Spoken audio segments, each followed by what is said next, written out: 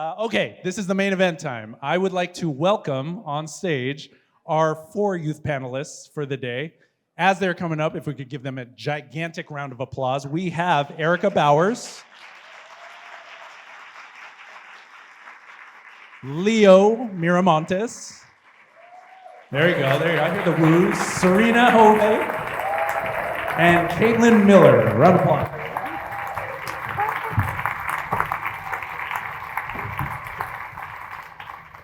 All right, I have the task of saying as little as possible as I sit here and allow their voices to shine. So I have a number of questions here. They may introduce themselves as we go down the line, but for the next 25 minutes, half an hour, it's your show. So feel free to jump on each other's questions or answers, build on however you want to make this experience. All right, so the first question, as I go directly to my left with Erika, how can our community create safe spaces and welcoming environments for youth? Well, hello everyone, my name is Erika. I use they or she pronouns. I've been working in youth development for a little bit. I worked at the Boys and Girls Club of South Puget Sound, working there. And then I also was an intern at Oasis Youth Center in downtown Tacoma. So I think that ways that we can create safe and welcoming spaces for youth is just by inclusivity, by recognizing that youth come from different backgrounds, youth face different systemic issues and factors that limit their ability to feel welcome and to feel included in certain spaces. And so, like so many of the amazing speakers talked about today, really recognizing the value of the different experiences that youth has, I think is really important to creating safe spaces for them. Yeah. Hi everyone. I'm Sirena. I'm a Running Start student at Pierce College, and I've been doing some advocacy for a while now. I think that we can make, communities more inclusive and companies more inclusive by being diverse.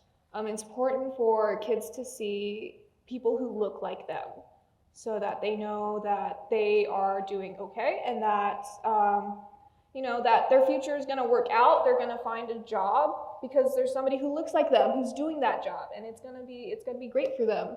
So I think diversity in community is the most important thing, so that kids have something to look up to. Hi, I'm Leo. I'm an 8th grader at Ferrucci Junior High, and I'm part of the leadership program. And I've learned a lot since I've been there, and I've learned that it's important to make them keep the fact that they're kids and just keep a sense of relatability with them. And I think that goes a long way because it reminds them that someone has been through there before, this community has gone past it. I think that's what's important. And it really helps them open up and just be able to share whatever it is they're going through. Hi, I'm Kaitlyn Miller. I'm a youth council member, part of City of Lakewood, and I'm in the 2nd year of being in this council. Creating safe spaces, I will say providing resources and certain issues that youth are facing, such as peer pressure, mental health, and academics, and also allowing a space with understanding and sympathy, having trusting adults in those areas that want to support the youth, and also welcoming nonprofit organizations that are specifically helping the youth, getting all ages of youth to be involved in showing support, reach out to include all youth to come and be involved. Can I jump in? I want to say something else. Kaitlyn and Leo, your points were really amazing. I definitely think having people who understand is super important. People who have experienced the things that the kids have experienced. It's just important to have. Thank you all. The next question, I'm actually going to start with Kaitlyn on the far end. What's one thing you would change about our community and why? I would change the networking and sharing information and insights of available activities and programs. In my community, we have a lot of sports groups, summer camps, and programs that happen throughout the year. And I feel like we use social media to share, to get insight of what we have in our community. And I feel like we should use different platforms to share this insight. City of Lakewood School District and local businesses help support those programs, and I feel like they are a big help in our community.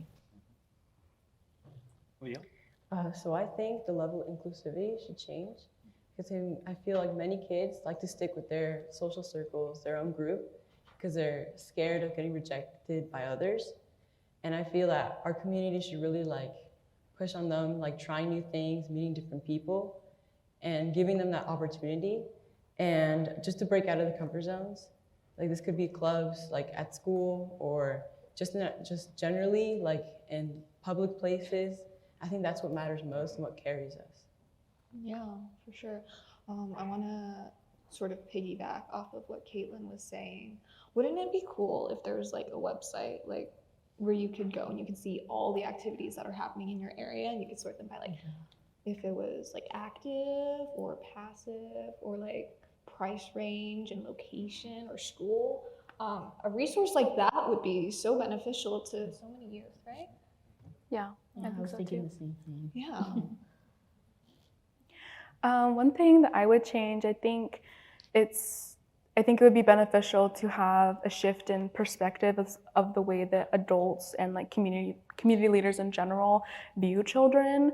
I think that for a long time they like we're talking about at this symposium, like seeing youth as their own individual people and seeing them as having the power and the knowledge and the autonomy to know what's best for them, and listening to youth in that way instead of imposing views that adults or other leaders have on them. Just having youth have that space and letting them share their stories and their experiences first, because they know what is going on in their community. They know what the things are affecting them. And so having a bit of a shift in perspective as to giving youth like that power and that voice to center themselves. Any follow-up on any of those? What was the question again? What's one thing you would change about your community and why? I would like more public transportation. I believe one of our speakers, one of the previous speakers had already mentioned that. Like, bus stops are few and trains, few. Yeah, and I know from my experience, I couldn't drive myself for the majority of my life. I'm only 18, so yeah, that's how that works out. And so my mom had to drive me everywhere, and she was tired of it. She's in this room. Thanks, Mom. I love you. So she had to drive me everywhere, but I mean, I was lucky that she didn't have to she didn't have to work, because my dad took care of the income for a lot at the time. But other families don't have that opportunity, so it's important to understand that, like, when both parents have to be working, the kids, their options for going out and learning are very limited. So if they can't, safely get from one place to another, then they're stuck. They can't socialize, they can't learn. So I think in order for kids to get the most out of their community, we need to focus on how to get them into their community. Any thoughts on that? Thank you. Yeah, we are talking about systems. Transportation is definitely one of those things that just needs to be a little bit better. All right, third question. I will start with Erika. What are your ideas for how we can better center youth voice, and what makes you feel most comfortable sharing your voice with adults? I would say what makes me feel most comfortable sharing my voice with adults or community leaders and stuff like that would be that they like genuinely take the time to like value our opinion and our thoughts, and have the ability to do something with what we ask them. I think that's really important to me. Could you repeat the question one more time? Yeah, it's a two-parter. The two-parter thing is amazing. So the first part was, what are your ideas for how we can better center youth voice? Oh, some ideas. I think creating more opportunities like this for youth to come up here and share our voices and be involved, I think that is a great start to bettering stuff for youth. For sure. not only creating spaces where kids can present their ideas, but also showing them how to present their ideas and giving them trusted adults that they feel comfortable talking to.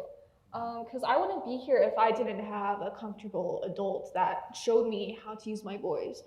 And then, yeah, just it progressed from there. So I think having people who know how to speak up and having programs where they can teach kids how to speak up is, it's gonna do amazing things for the next generation.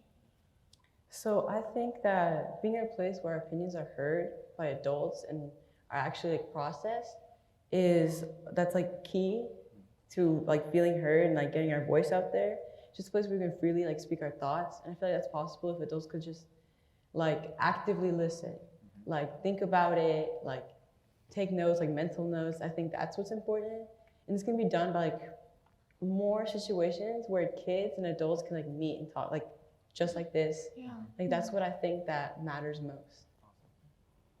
I was thinking about idea of thinking like a start of a platform.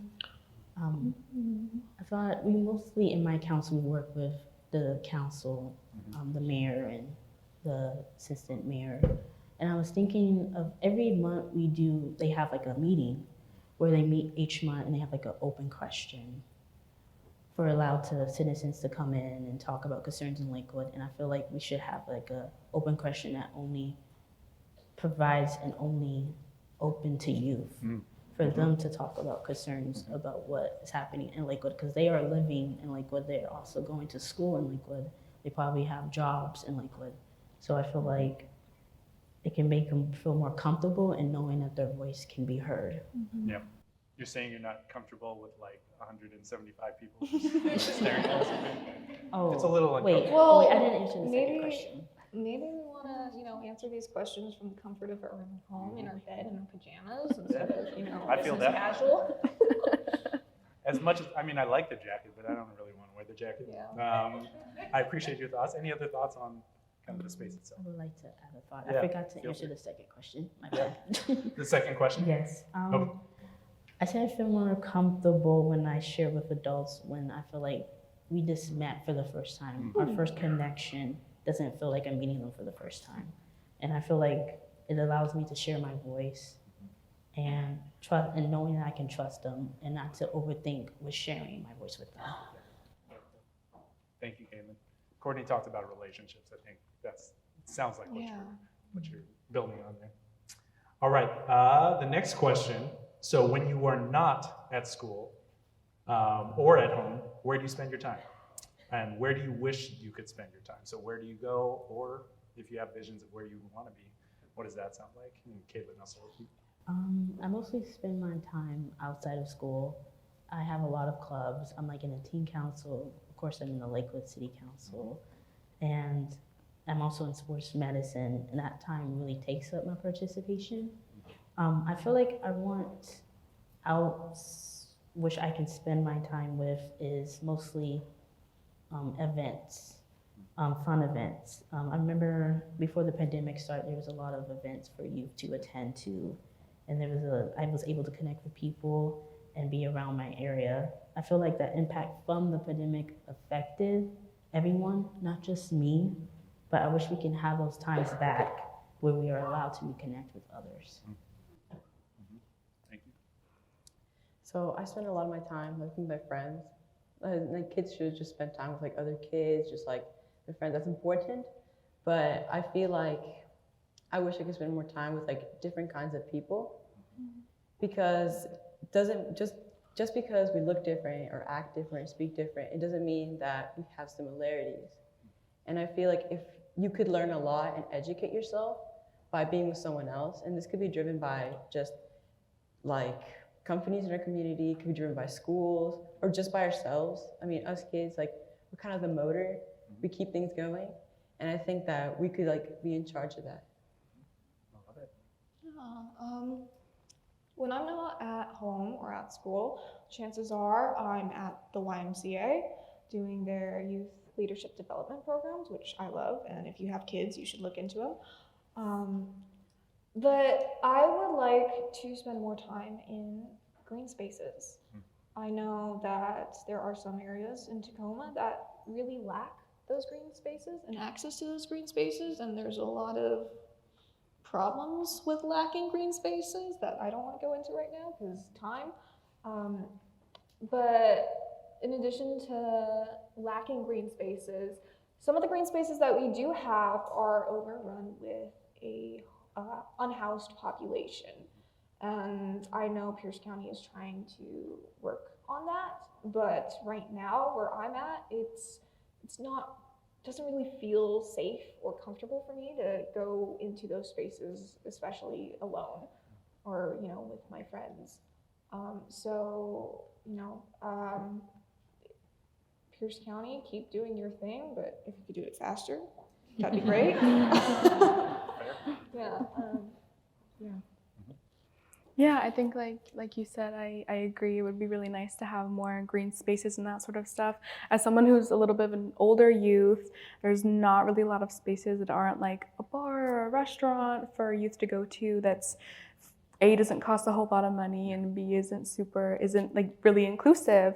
And so to have spaces like, you know, more community centers and things like that where people can just come. And I think like Dr. Mackey was talking about in his speech, like the ability for like intergenerational collaboration and like Leo said, you know, meeting people from different cultures and different backgrounds and, you know, different experiences to be able to have like more spaces like that from people from not just youth and child ages, but from all ages to be able to collaborate and learn from each other, I think would be really beneficial and really important. For sure. Thank you. Any follow-up on any of those? All right. So this is a big question, and feel free to take it wherever you want to take it. But what gives you hope? We've talked about hope a lot today, but what are either one or a few things that give you hope? I'll start with Erika. I feel like I just have so much hope in young people and in my generation in general. We have so many opportunities and so much at our fingertips, and the world may be a really uncertain place right now, but I really do believe in the power of young people and the drive that we have and the passions that we have for the things that we care about, because we know that the future is uncertain for us, and so there's an opportunity for us to create whatever we want with it, you know, whether that's on our own or whether that's with the help of the greater community and the leaders. It's exciting. For sure, I completely agree with that. I was going to go there too. The next generation, my generation and younger, I really think that we have a lot of potential. Everybody says the youth are the future. Meanwhile, we're sitting here, we're looking at the world, and we're like, this doesn't really look like we're getting much of a future sometimes. So I know that the youth, young people are going to look at the world, look at what we want to change, and we're going to make those changes happen. We are going to change the world because there won't be anything left if we don't. So what gives me hope is really sometimes when I don't like hope for myself, someone hopes for me. Like when I don't believe in myself, someone believes in me. Mm-hmm. And I think that's like important in our community that we give hope for each other. Yeah. And I think that's how we build our confidence, and that's how we get stuff done. Because whatever like is going to be thrown our way, we know we can move like past it. We know we can move forward, and we just need to live in a community where it's been done. Where if you want to do something, it's happened. You don't have to blaze the trail for everyone that comes with you. There's like, it's been done for you, and you can take it wherever you want to go. You can expand your community and just reach out to everyone and give other people hope. What gives me hope? I have to say my positive about life gives me hope. Still having a community that wants to grow and provide resources for youth. Knowing that our community wants to keep our future going and continue to support those spaces and weaknesses and to become better for those spaces. Awesome. I want to expand off of what Leo was saying. I think it's super cool that we have all these pathways that have been laid out for us. And I know some young people have those people in their life who are like, back in my day, we walked uphill to school both ways. You have it so easy. But what gives me hope is that we do have it easy. I mean, relatively easy. We get to spend our time focusing on stuff that we want to do instead of, suffering walking to school 500 miles in the rain and the snow. So I would like to thank all of you people who've gotten us here, because it really does make a difference. So yeah, thank you. Thank you. We have a couple minutes, and this is unscripted, so feel free to share, or if you don't have to, but what's one leave for this group of folks that comes like top of mind? What are you thinking about right now that we could take outside of these walls? My leave behind would be to check in with the youth and children who are in your lives at the moment. Just ask them how they're doing, talk about their special interests or whatever they're involved in, and that's that essence of building relationships and building connection, I think, would be my advice or my takeaway today. Love it. Here too. I think if you have kids, ask them how they're doing, ask them what they want to see in the world, do your best to make that happen.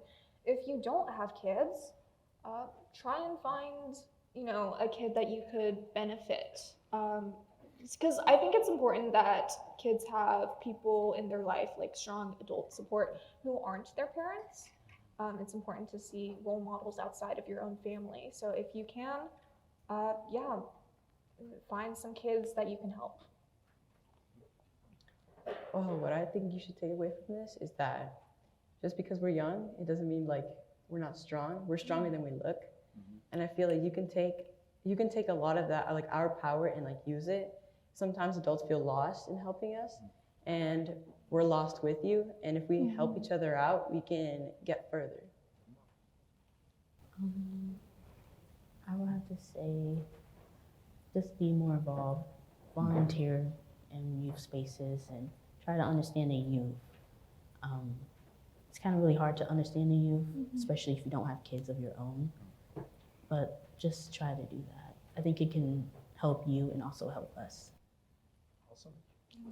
Well, I want to say thank you. It's a privilege to be with you on this stage and hear your voice, and I'm sure you've blessed and privileged everybody else that's sitting out there. I'll speak for them. But can we give these folks a huge round of applause? It is not an easy thing to sit out. Thank you. Thank you very much.